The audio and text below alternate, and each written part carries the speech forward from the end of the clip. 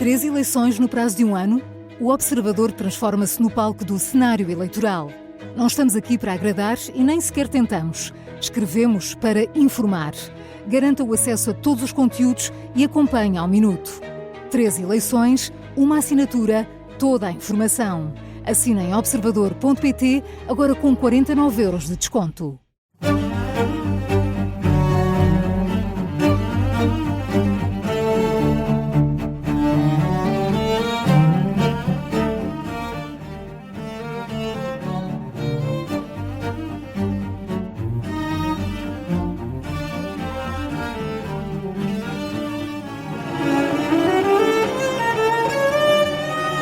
Este é o querido líder da Rádio Observador. Eu sou o Ricardo Conceição e comigo estão os especialistas em liderança Milton Sousa e Jorge Medeiros.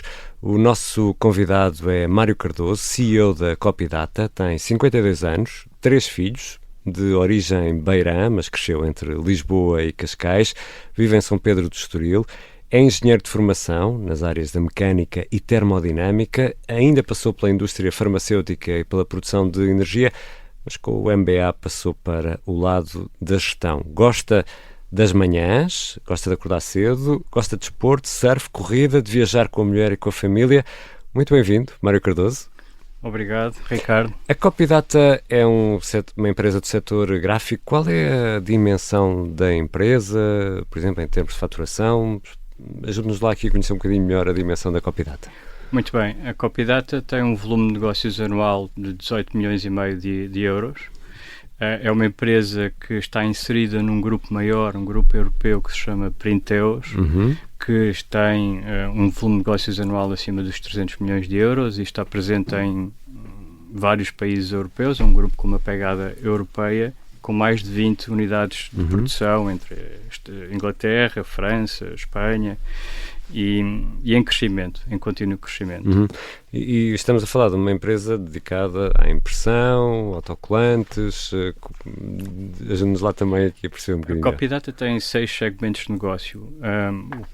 O eixo de crescimento são as etiquetas autoadesivas, tipicamente as etiquetas que nós fornecemos para a indústria farmacêutica, química, agroquímica, aquelas com os códigos de barras, aquelas coisas todas, não é? Toda a informação que pode ser determinante para um caso de saúde, rastreabilidade e camadas de segurança anti-contrafação, ou algo que seja apelativo para um consumidor num ponto de venda escolher um determinado produto. E quantas pessoas emprega já agora? Somos 130 pessoas.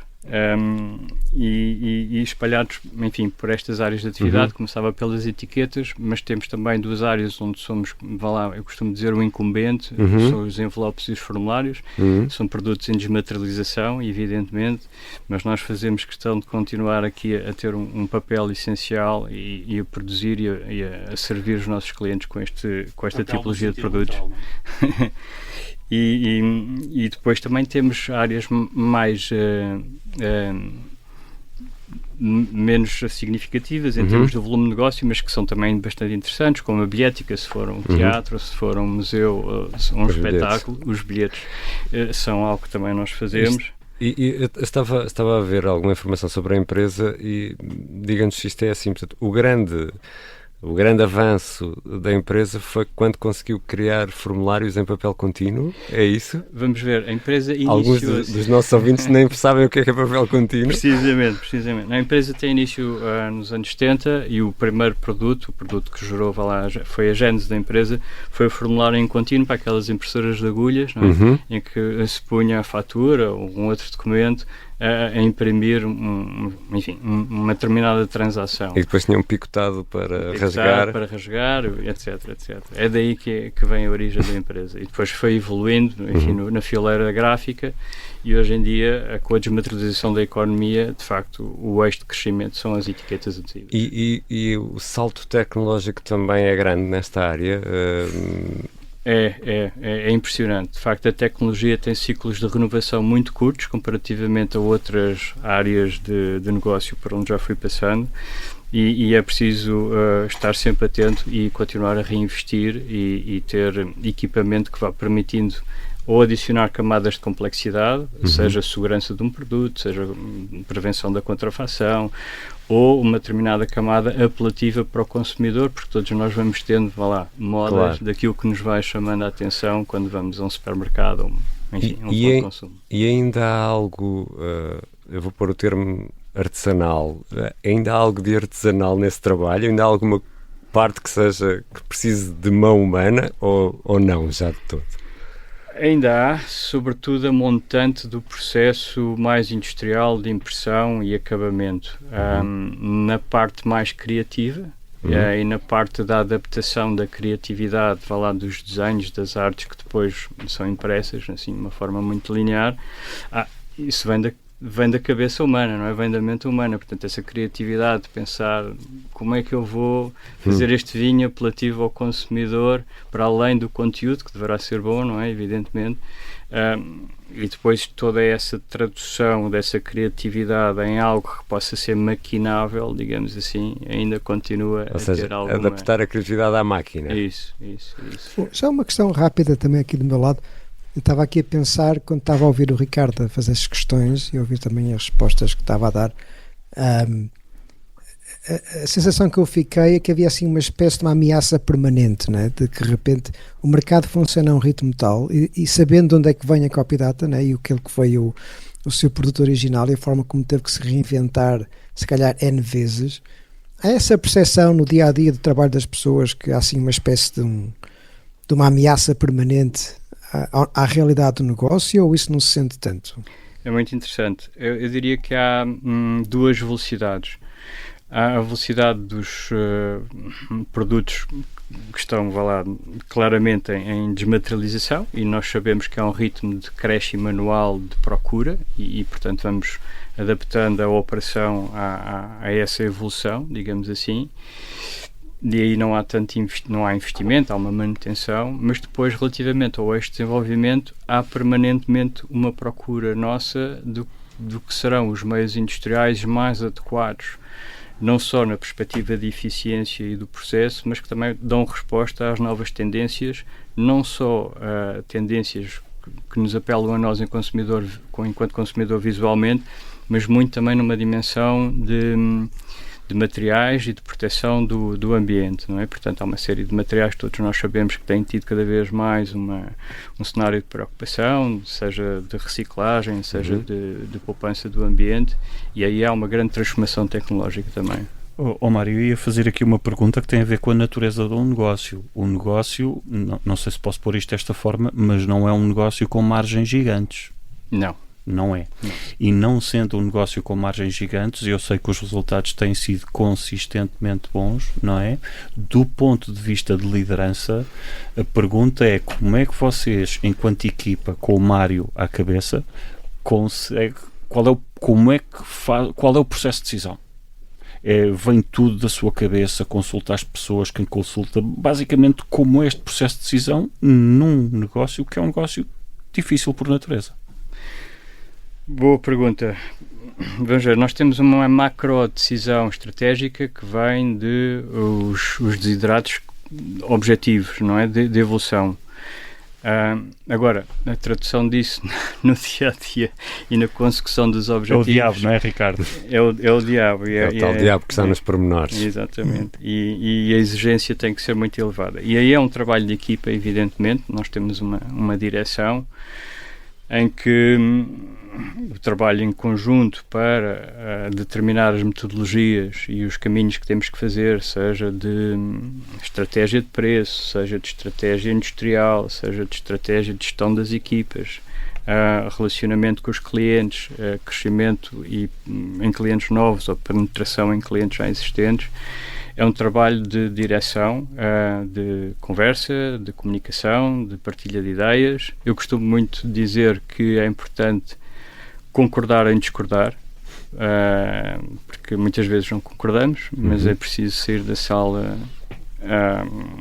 com este sentimento que concordamos em discordar e, portanto, no fim alguém tem que decidir. Mas as discussões são acesas ou não?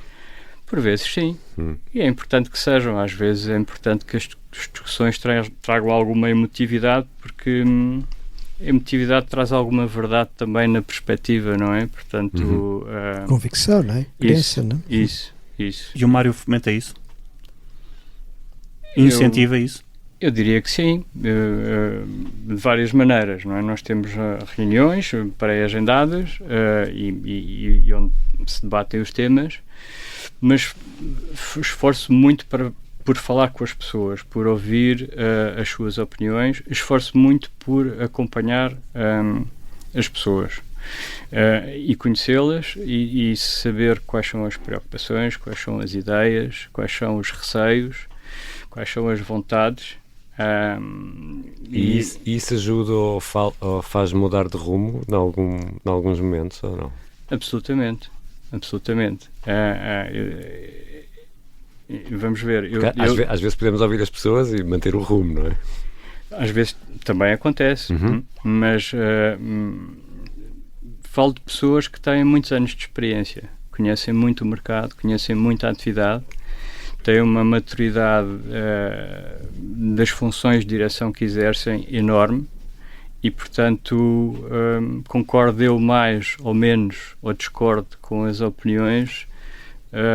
As opiniões acrescentam sempre valor e fazem-me refletir e fazem-me pensar a mim próprio no processo de tomada de decisão final. Não há uma democracia em pleno, mas é uma democracia partilhada com uma decisão final que, enfim, que passa por mim também. O Mário lembrou-me agora, não sei qual é o nome do filme, mas é um filme já tem uns 20 anos, com o Gene Hackman e o Denzel Washington, em que eles estão os dois num submarino nuclear, há um corte de comunicações e, portanto, a falha de comunicação faz o Gene Hackman dizer vamos entrar em guerra na Terceira Guerra Mundial, portanto vamos lançar os mísseis, e o Denzel Washington a dizer que não. E, portanto, eu não vou dizer qual é o fim do filme, porque vale a pena ver, mas spoiler alert, não vou. Mas a certa altura há um momento que é um momento particularmente bem conseguido do ponto de vista do guião e dos argumentistas, em que o Denzel Washington, o Maverick, em que está a questionar o Gene Hackman mais maduro e mais sábio, supostamente, e a certa altura o Gene Hackman diz-lhe assim: nós estamos aqui para defender a democracia, não para a exercer. O Mário tem 3 filhos. Como é que tem uma carreira exigente? Já percebemos. Como é que se gera? Os filhos já estão crescidos, mas como é que se gera filhos, carreiras exigentes, surf? Como é que isto tudo funciona? Funcionou muito bem. Muito orgulho no desenvolvimento dos meus filhos, da minha mulher também, e foi tudo possível, diria eu, evidentemente pelo valor intrínseco que eles têm, mas porque como eu costumo dizer, funcionamos num núcleo familiar alargado.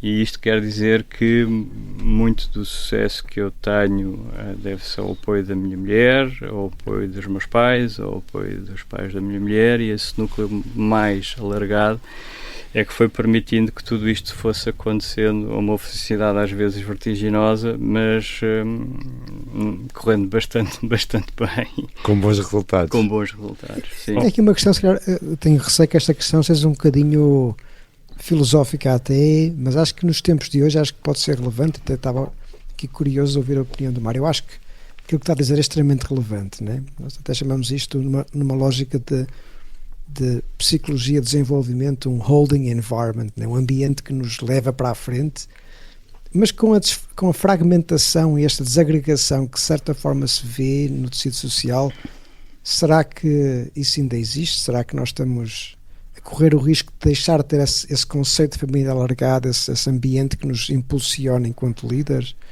Como é que olha para estes temas? Não sei se lá está, a questão pode ser um bocadinho desafiante, porque não tem tanto a ver consigo pessoalmente, mas o que é que vê à sua volta e como é que se criam condições para que os líderes possam de facto ter esse espaço para poderem crescer? Excelente pergunta, que me deixa aqui num sítio muito complexo de resposta. Eu, como disse, fui abençoado por ter esta configuração familiar de suporte. Vejo com muita preocupação o desenvolvimento da sociedade atual e não queria ser pessimista, mas sinto, sem ter dados, sem poder quantificar, sinto que há aqui de facto uma quebra desta tipologia de família alargada que pela qual eu passei. Eu diria, eu enquanto líder e enquanto, responsável, preocupado pelas 130 pessoas que estão na Copydata, enfim, dentro da medida daquilo que é possível, tentamos apoiar as pessoas com a flexibilidade que podemos dar e com o apoio que podemos dar para que, enfim, não tenham disrupções a nível familiar, seja com os pais, seja com os filhos, enfim, maridos, mulheres, mas em termos de sociedade vejo tudo isto que está a acontecer com alguma preocupação. E de certa forma a própria organização e a cultura de trabalho que criamos acaba por ela própria fazer cada vez mais parte desse conceito alargado daquilo que é uma família que nos apoia, não é? Eu acho que se a própria organização e a cultura nos favorecer nesse crescimento, pode eventualmente até ajudar a colmatar algumas falhas do que o nosso ambiente familiar possa ter, eventualmente. Sem dúvida, e que as pessoas sintam que têm do lado da organização essa predisposição para apoiar e que estejam à vontade num momento, enfim, de maior fragilidade ou de necessidade específica, seja o que for, para abordarem a organização com esse tema, sabendo à partida que é uma discussão que não tem uma garantia final, mas tendo a confiança que em boa parte nós tentamos acompanhar. Mário, eu ia fazer aqui uma pergunta que tem a ver, nós já tivemos aqui vários convidados de indústrias diferentes, com negócios com graus de rendibilidade muito diferentes. O seu negócio, o termo não é este, mas por simplicidade, é um negócio de guerrilha. E a minha pergunta concreta é, até para, mais uma vez, salientar, o Mário é um microgestor. Anda sempre no pormenor a controlar em que a pessoa deve fazer exatamente isto desta forma e o e-mail não pode ir assim porque precisa aqui desta vírgula ou etc.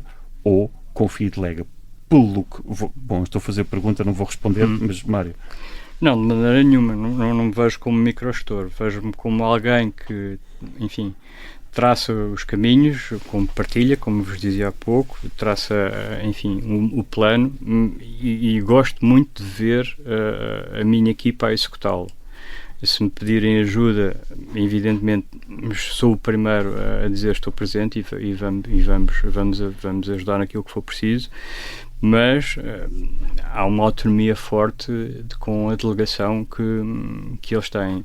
Então é por aí que vamos, que eu queria reforçar a última intervenção do Milton, que é precisamente por estar num negócio de guerrilha em que tem menos recursos para poder dar mais conforto às pessoas, ou seja, num ambiente particularmente adverso, a sua liderança, que poderia gravitar facilmente para uma microgestão, não é uma liderança de microgestão. Portanto, é a guerrilha, poderia sentir a pressão para ter mais lucros porque o negócio é difícil, mas apesar disso faz questão de estar próximo das pessoas, de incluir as pessoas no processo de decisão e ter a porta aberta. É um resumo fidedigno? É, claramente. Como é que se trava? Como é que se trava a tentação? Eu diria, tenho a felicidade de ter uma equipa muito, diria, muito competente, essa é a verdade.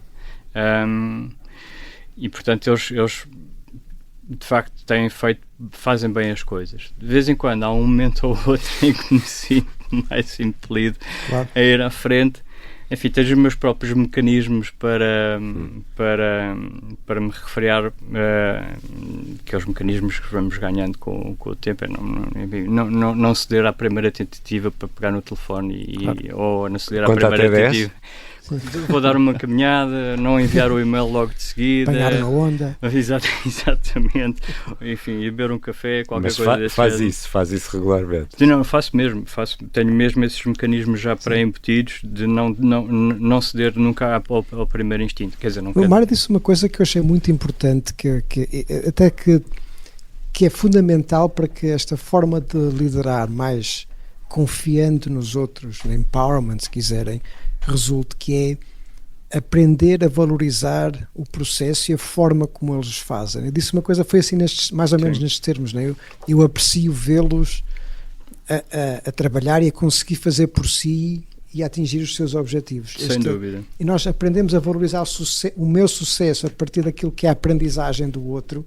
Acho que é fundamental para nós sentirmos que isto vale a pena. Não é só o resultado final, é vê-los a crescer, não é? E celebrar as vitórias que alcançam, dando os parabéns. Mário Cardoso, e ser CEO é muito solitário ou não? Excelente pergunta. É um tema que me assalta o pensamento de vez em quando. Sim, eu diria que é inevitavelmente solitário, por várias razões, e enfim, é preciso saber lidar com isso. Aqui nós temos um acionista que dá a visão, que dá o propósito, que dá aqui o caminho a seguir. Temos um grupo de direção que temos que pôr a funcionar em equipa para ir atrás desse propósito e obter os resultados que são pedidos pelo acionista. Temos à nossa volta uma série de outras entidades, seja fornecedores, seja o Estado, enfim, e tudo isto acaba por, e depois a família noutra dimensão paralela, digamos assim, e tudo isto acaba por ir ter com o líder de uma empresa. E é difícil partilhar os pensamentos, os pensamentos de fundo com todos estes interlocutores. Mas, quer dizer, comes with the territory, não é? Como dizem os ingleses, os americanos, e é preciso ser confiante em si próprio, ter esta capacidade de saber esperar, de saber integrar a informação e portanto, dar este espaço para ficar bem comigo próprio também, não é? Mas o Mário Cardoso já sabia que ia ser assim ou aprendeu às suas custas que é uma posição solitária? Não sabia. Foi uma surpresa? Foi um processo. Foi um processo e naturalmente fui-me apercebendo que cada vez mais ia tendo este espaço, que era um espaço solitário para mim próprio, de comunhão comigo próprio, de pensamento, de reflexão, e teve momentos em que, enfim, foi mais difícil. Ainda tem, de vez em quando, porque há decisões que são solitárias e são difíceis. E não compreendidas pelos outros. Muitas vezes. O mais difícil é quando há simultaneidade nos 360 graus. Imaginem que há, enfim, qualquer conversa mais complexa com o acionista, que é difícil para traduzir para a equipa a consecução, que põe em xeque um determinado fornecedor ou, enfim, pressiona e que há um tema qualquer familiar complexo, seja o que for, não é? Portanto, isto acontece, não é? Claro. Também acontece o contrário, muito raramente. Ambos os extremos acontecem raramente, em que corre tudo bem. E isso é um chamado momento de felicidade. O momento em que corre tudo mal são momentos complicados. Eu ponho mais vezes em situações a pensar, imaginem, há uma destas duas dimensões que está a correr mal. Correr mal no sentido de está a ser difícil. E muitas vezes eu faço o exercício, bem, o que é que pode tornar isto ainda mais difícil, não é? E isto é um exercício de resiliência que eu faço comigo próprio, que é pensar, eu tenho estas duas dimensões para resolver, mas enquanto não as resolver ainda pode haver aqui outra dificuldade maior. Isso faz-me lembrar a diferença entre o otimista e o pessimista. O pessimista diz as coisas não podem ficar pior, e o otimista, eu discordo, eu acredito que ainda podem ficar pior. Não é? É um exercício de resiliência. Mário, mas eu tinha aqui duas perguntas. Não, uma era um reforço, o Ricardo já reforçou, já tivemos aqui em episódios passados outros líderes, e a ideia é mesmo este compasso de espera ou contar até 10. Muito importante o não ser refém das próprias emoções, especialmente quando elas são negativas e estão amplificadas, não é? E isso para si já é um passo, já é uma competência que faz parte do seu dia-a-dia, não é? Ninguém é perfeito, não é? Falámos há pouco tempo do perfeccionismo. Sim, eu diria que tenho isso embutido. E já não sei se é presunção, quer dizer, não me custa muito a fazer. Eu sinto que quando consigo respirar, sinto que o alarme vem ao de cima a dizer calma, vamos contar até 10, vamos pensar com mais calma. Não invalida, de vez em quando não sai um telefonema, enfim, que eu depois diria assim, devia ter esperado mais um bocadinho antes de fazer o telefonema, ou não sai um e-mail. E no reverso, ou seja, quando alguém ou da sua equipa ou da sua organização tem uma reação mais extemporânea, como é que reage nesse momento? Consegue também fazer as pessoas verem que precisam de? Eu diria que sim. Isso acontece, eu vejo isso acontecer muito em e-mails. Não é? Portanto, aquele e-mail que sai disparado e que não faz sentido absolutamente nenhum. Precisava de mais emojis, não é? Daquele escrito sim, com muito barulho no teclado. Precisamente. Enfim, e o remédio é pegar no telefone e escuta lá. Então, mas este e-mail não podia ser um telefonema, ou não podia ser mais por aqui ou mais por ali. É sobretudo nessa área dos correios eletrónicos que eu vejo. São os meios de comunicação, não é? Quantas vezes não relegamos para um meio menos rico, como o escrito, alguma coisa que poderia ser facilmente interpretada e revista? Já falámos aqui de uma forma geral disto. Milton, não sei se tens alguma pergunta. Eu tinha aqui mais uma pergunta para o Mário, mas não quero estar aqui a... Ia perguntar-me, por acaso, no seguimento disto, né, porque muitas vezes também, obviamente, todos nós temos maus momentos, né? E temos momentos em que não estamos ao nosso melhor, e todos esses maus momentos podem ser pontos de aprendizagem, né? Mas tem que ser fazer isso de forma deliberada. E isso que eu ia questionar é se o Mário pede desculpa e se aproveita essas falhas para falar com a equipa sobre como é que nós queremos trabalhar uns com os outros e como é que nós queremos comunicar uns com os outros, porque são oportunidades únicas muitas vezes para calibrar a máquina em termos daquilo que é a forma como nós devemos lidar uns com os outros, não é? Muito bem. Sim, quando erro, sou o primeiro a pedir desculpa por o erro. Faço uma comunicação, enfim, que me parece que poderia ter sido feita de outra forma, seja o que for. É uma desculpa mesmo ou eu acho que não me fiz entender? Não me custa dizer, peço desculpa, fiz isto e, enfim, penso que poderia ter feito de outra maneira, ou, enfim, não tenho problema nisso. Assim, agora, a equipa, o ponto que o Milton traz é muito interessante, porque são conversas difíceis, não é? Este tema de ter uma equipa e abordá-los sobre como poderemos melhorar a comunicação entre nós. São temas que às vezes são complicados, porque há muitos viés de relacionamento, há muita história, há muita perspectiva diferente. E a simetria de informação e de conhecimento também, do ponto de vista, até por confidencialidade. Há coisas que o Mário não pode passar tudo o que lhe vem de cima às pessoas que estão por inerência a quem está abaixo, não é? Sim, há uma série de gavetas que estão fechadas em função dos interlocutores. E por terem de estar fechadas, o grau de comunicação implica também um voto de confiança de quem ouve, não é? Certo. Mas é uma ginástica muito importante se fazer esta ginástica dentro de um ambiente em que há uma transação aberta de informação, conseguir calibrar a comunicação entre os elementos da equipa. Para que seja mais fluida, para que seja desinteressada, digamos assim, ou não queria para aquele tema mais antigo das quintas e das quintinhas, enfim, que é um tema que sempre vai havendo nas organizações, mas um líder tem muito esta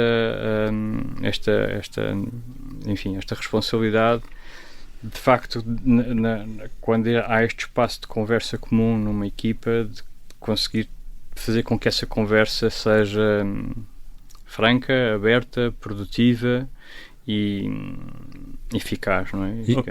E pela partilha que está a fazer connosco, entende-se, no seu caso, e já percebemos também nisso com outros convidados, que sozinho não se chega a lado nenhum, não é? Sozinho, em definitivo.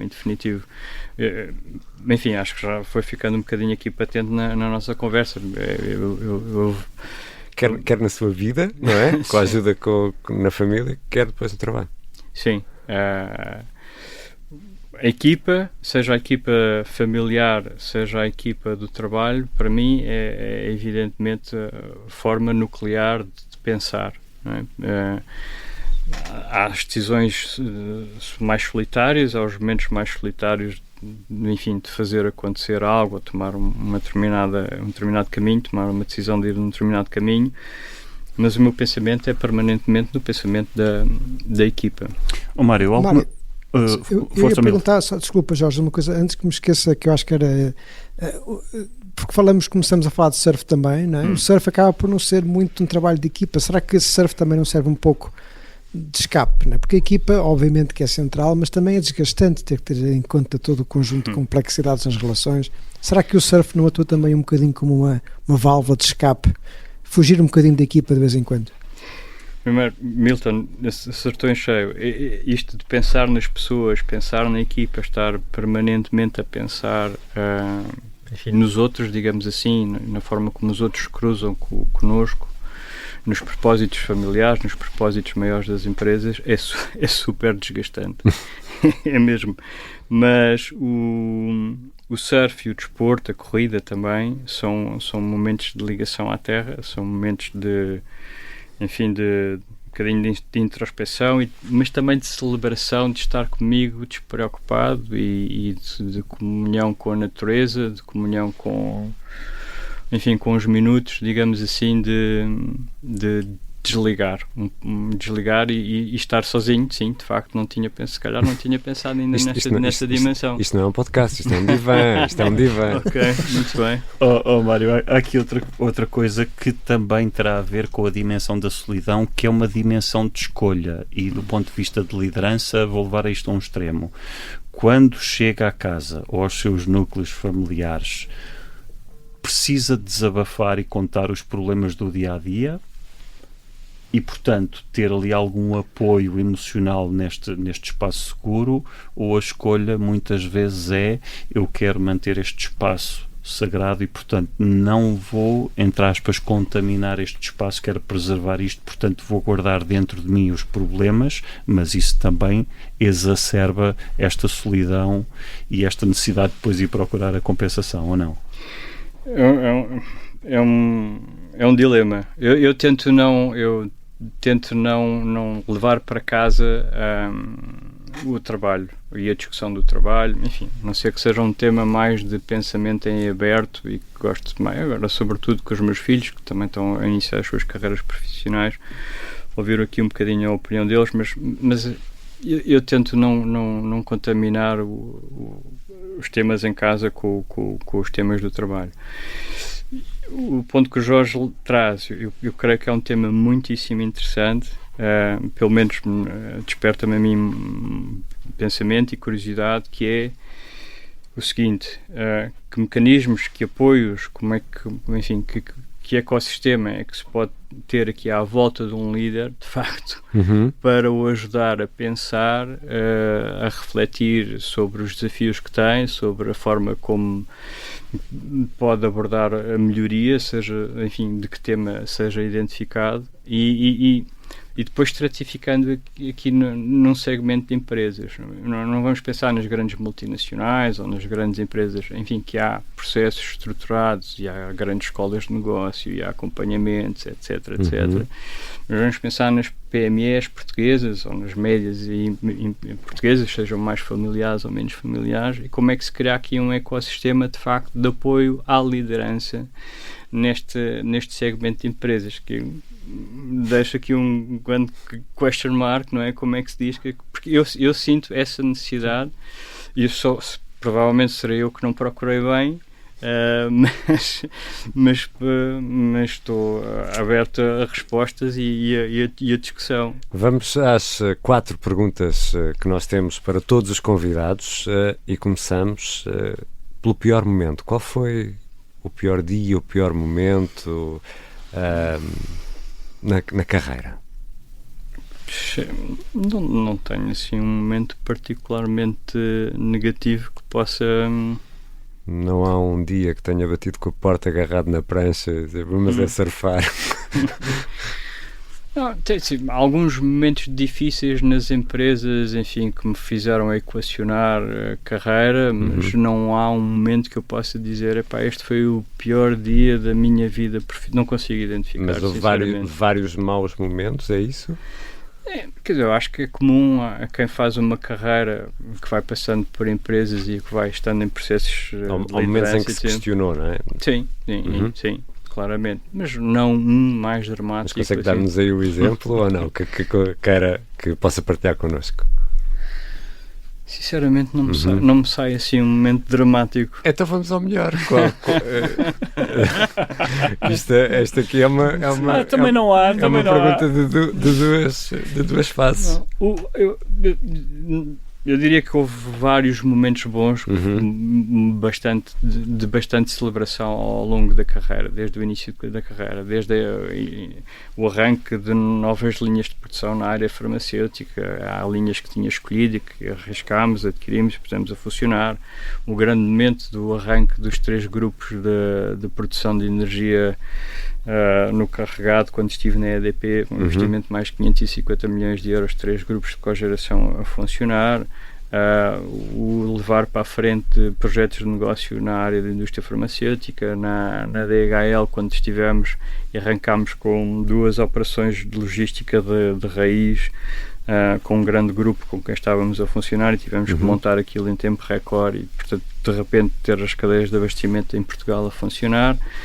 Enfim, depois na área gráfica uma série de projetos bem-sucedidos que envolveram fusão de fábricas, junção de uma série de tecnologias num ponto só e continuar a fornecer e a servir os nossos clientes, e mais recentemente aqui o desenvolvimento de uma conta de negócios e de um projeto de negócio na Copydata, que de facto tem tido um caminho que tem sido reconhecidamente um caminho com bons resultados. Então vamos às 2 últimas... Ricardo, eu posso fazer aqui uma interjeição muito rápida? Milton, tu és dono disto, avança.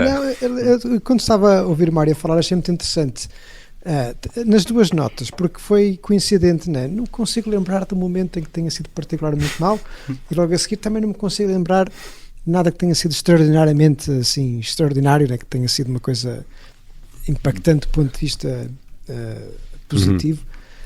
Mas se calhar uma ou 2 notas que eu acho interessantes. Uma é o fascínio da diversidade humana. Eu tenho a certeza absoluta que exatamente a mesma situação com outra pessoa, com outro líder, se calhar teríamos tido respostas diferentes, né? Pessoas que diriam, lembro perfeitamente daquele dia que foi fantástico, celebramos assim, assado. E se calhar a pessoa ia interpretar esse momento como um momento alto, né?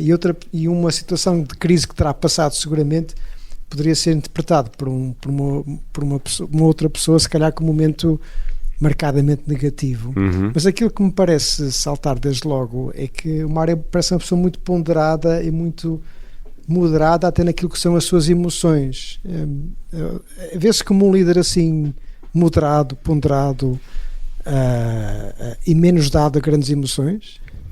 Sim, sem dúvida. Eu vejo-me como vamos pôr aqui uma figura imagética, um comboio com uma grande inércia que continua a avançar um bocadinho mais rápido, mas... Tem que lembrar que o Mário vem de engenharia mecânica. Não, está a utilizar uma má metáfora, porque o Mário é rápido a mudar de caminho quando o caminho assim o exige. Portanto, é um comboio que muda de direção rapidamente. Também, se for necessário, claro. Nada incongruente ao Mário, mas aqui, para ficar com esta imagem, não é? Uma coisa é o processo de decisão. É aquela velha máxima de ser lento a pensar e rápido a executar, não é? Portanto, mas não é uma pessoa que protela as decisões, nem que arrasta decisões. De maneira nenhuma. Só para deixar claro. Eu queria dizer que há aqui um balanço muito bem, não queria deixar aqui nenhuma impressão de inércia tomada de decisão, antes pelo contrário. Há uma vontade de querer fazer bem as coisas, mas há evidentemente também um balanço com o risco e com a necessidade de avançar e com a assunção do risco. O bom é saber que a maior parte das vezes o projeto corre bem, claro. Evidentemente de vez em quando há um ou outro percalço, mas recalibramos, não congelamos de maneira nenhuma para esperar por decidir demasiado tempo. Eu até para qualificar mais o meu comentário, o meu comentário não tinha tanto a ver com o processo de tomada de decisão, com a velocidade em termos de de inovação, até porque foi patente desde o início a importância de estar-se permanentemente a inovar. Eu acho que é a moderação ao nível daquilo que é a parte emocional, não é? A parte daquilo que é a capacidade de ter aquele equilíbrio e aquela moderação nas reações, tanto no bom como no negativo. Parece ser uma pessoa muito ponderada e moderada a esse nível, mais do que se calhar não necessariamente vá naquilo que é a tomada de decisão, a agilidade, o golpe de risco que é preciso ter nas organizações. Portanto, ficou esta nota, esta à parte que eu gostava aqui de fica registado. Sem dúvida. Quando é que o Mário percebeu eu é que sou o líder? Houve algum momento em que caiu assim uma ficha e disse, afinal, quem manda sou eu? Nos momentos em que de facto há que tomar uma decisão, não é? Uhum.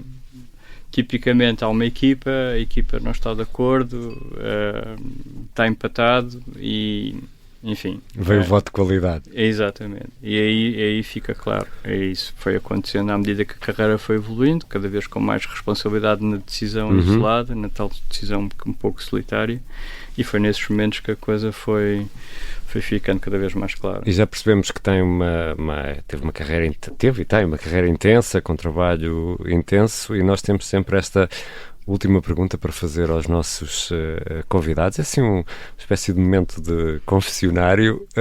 Alguma vez deu uma desculpa esfarrapada para não ir trabalhar? Uma coisa do tipo, rebentou-me um cano e hoje não dá, ou tenho que ir levar o meu filho ao futebol, ou a minha filha, não sei. Diria que não. Talvez, sim, só talvez uma vez em que as ondas estivessem de facto muito boas. Acho que vamos chegar ao ponto. Aqui ouviu as ondas. Por aí. Não, mas já não me lembro. Mas pronto, fica a possibilidade de ter ocorrido. Milton? Eu estava a dizer que ficámos por aqui, não vale a pena mais. Exato. Muito obrigado, Mário Cardoso, o CEO da Copidata, que foi o nosso convidado desta semana. Milton Sousa e Jorge Medeiros, até para a semana. Ricardo, e Milton, no próximo episódio já te vamos ter connosco, finalmente. Já estou convosco. Volta, Milton. Estamos com saudades tuas. Só para dizer que estou na Madeira e, portanto, não podia estar melhor daquilo que é em relação com o mar, que o Mário hoje falou tanto. Exato. Portanto, terei todo o gosto de voltar a casa. Tu fizeste o contrário do Mário, não é? Em férias arranjaste uma desculpa para ir trabalhar. Está. Exatamente. Um abraço aos nossos queridos líderes. Cá estarão para analisar e dar novos conselhos e também para termos outro convidado. Eu sou o Ricardo Conceição e este é o Querido Líder, o podcast sobre liderança da Rádio Observador. Até para a semana.